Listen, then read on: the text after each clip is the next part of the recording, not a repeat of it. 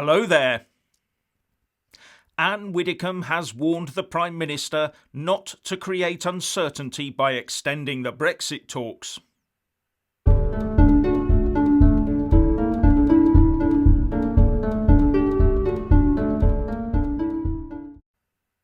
Firstly, please give this video a like to give my channel a boost, and I'm always uploading new videos, so please do check back daily.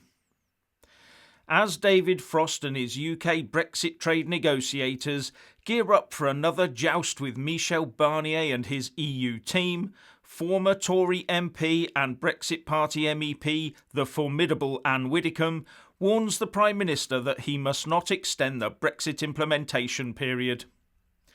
Talking to the Express, Ms Widdecombe said that we need to leave as planned on the 31st of December so that we can do what it takes to beat the invisible enemy, and also that leaving brings an end to all the uncertainty. Talking about the public health crisis, she said that when it was over, we are going to have to rebuild the economy, and we are going to need to be able to give such support as the government sees fit to our own industries. We cannot do that under EU rules. State aid is specifically prohibited.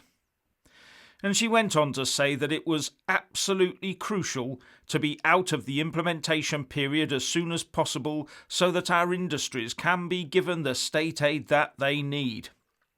And on certainty, she said, we need to be able to say to business and commerce, we've left.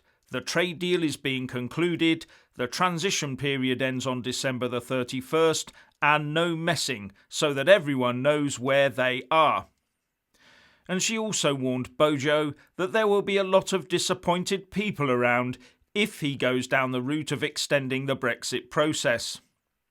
And she went on to say that the PM is making the right noises, but that there is a big difference between saying and doing.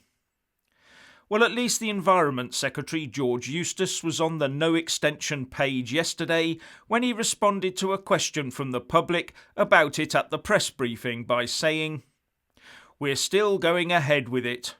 Brexit, in fact, is something that has already happened. We left the European Union at the end of January. We have a transition period that ends at the end of this year." And he went on to say, we will still be ending that transition period on time as planned. We are still doing whatever planning is necessary to ensure that after that transition period we can trade normally and function normally as a country. Let's hope that planning is mostly made up of meeting a no-deal scenario, because all I hear from the EU is, we want your fish, Northern Ireland, and to keep you on our level playing field. All of which is a nonsense, of course. Now, David Frost has published the timetable for the talks next week. And here we are again, with a full agenda for Tuesday, Wednesday and Thursday for fisheries to be discussed. So all I see emerging is more disappointment for the EU side after this round of negotiation ends on Friday. And the German Foreign Minister Heiko Maas is not at all happy about this. Talking to the Augsburger Allgemeine newspaper, he said, "It's worrying that Britain is moving further away from our jointly agreed political declaration on key issues in the negotiations. It's simply not on, because the negotiations are a complete package as it's laid out in the political declaration. But it's the EU that suddenly decided we couldn't have a proper deal because we're too big and too close to them. And signing up to the deal the EU wants is the worst possible outcome for the UK. And we all have to remember that the invisible enemy has not only made the talks a bit more difficult, it has also been an event of such magnitude that it will fundamentally redefine the geopolitical and business landscapes across the globe, and has therefore, in my view, made that political declaration completely obsolete. In fact, the best outcome would be a no deal, and then a slow rebuilding of relations as we recover from the effects of the invisible enemy. At the end of the day, the Tories will take a massive dive in the polls if they extend the talks.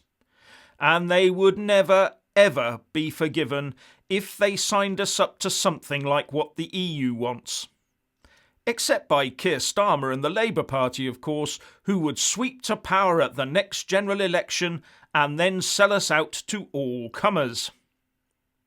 Anyway, if you want to hear more from me, please don't forget to subscribe and also press that little bell, or you won't get any notifications. And if you want to see more of me, buy a mug with my mug on it. So what do you think about this?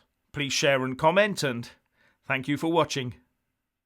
Please do like and share this video, and also subscribe to my channel. And when subscribing, please do remember to press on the little bell next to the subscribe button. That way you'll get an alert every single time I put up a new video. And thank you very much for watching.